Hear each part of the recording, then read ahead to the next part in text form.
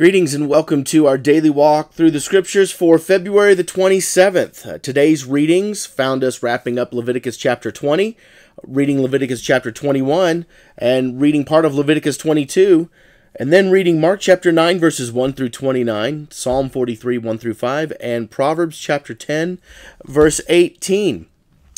And this is one of those days where it's like, I don't even know. There's so much to talk about here. I mean, we've got Leviticus and chapter 20, especially when God talks about be holy because I am holy. And we've kind of talked about this. We kind of danced around it. But what exactly does it mean to be holy?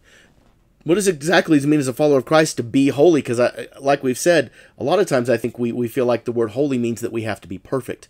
But that's not what it means. As a matter of fact, God himself gives us the definition here in verse 26 of chapter 20.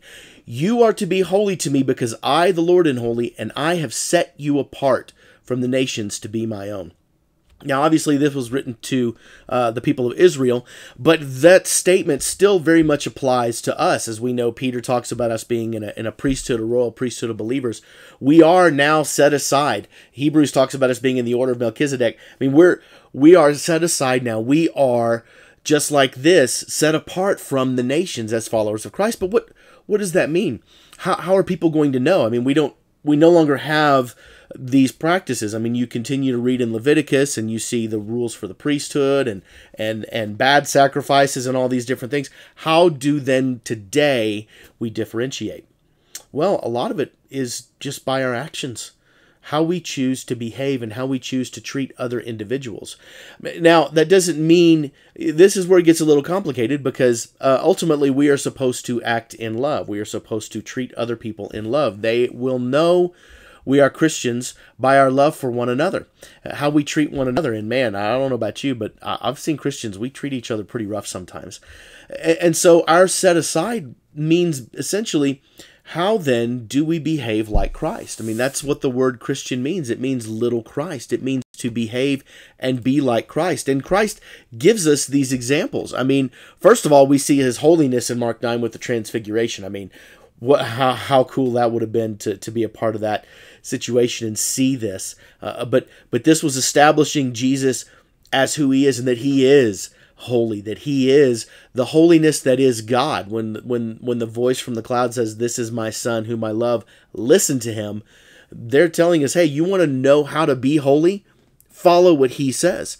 So then when they come down and they run into this impure spirit in verses 14 through 29, Jesus essentially shows them that the greatest way to be holy is to place our dependence fully on Christ, to fully rely on Christ, because ultimately that's where our power comes from. That's where our ability to affect change comes from. It's not going to come from our abilities. Remember, we're broken, fallen individuals. I mean, like we saw in Leviticus, I mean, Aaron's sons, I mean, they had God telling them this is how you're going to behave, and they were like, whatever.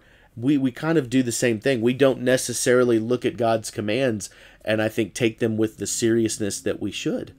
And so when these disciples are sitting here and they're trying to release this impure spirit, they're doing it based on their own abilities. They're doing it based on what they think they can do. And basically, Jesus says that the only way to do this is through prayer. Well, what's the point of prayer? What's the purpose of prayer? Well, prayer simply is this. It's conversation with God, but it is humility with God. You see, prayer is our acknowledgement that we cannot do things without God, that we cannot do life without God. When we pray, we are showing God our dependence on him.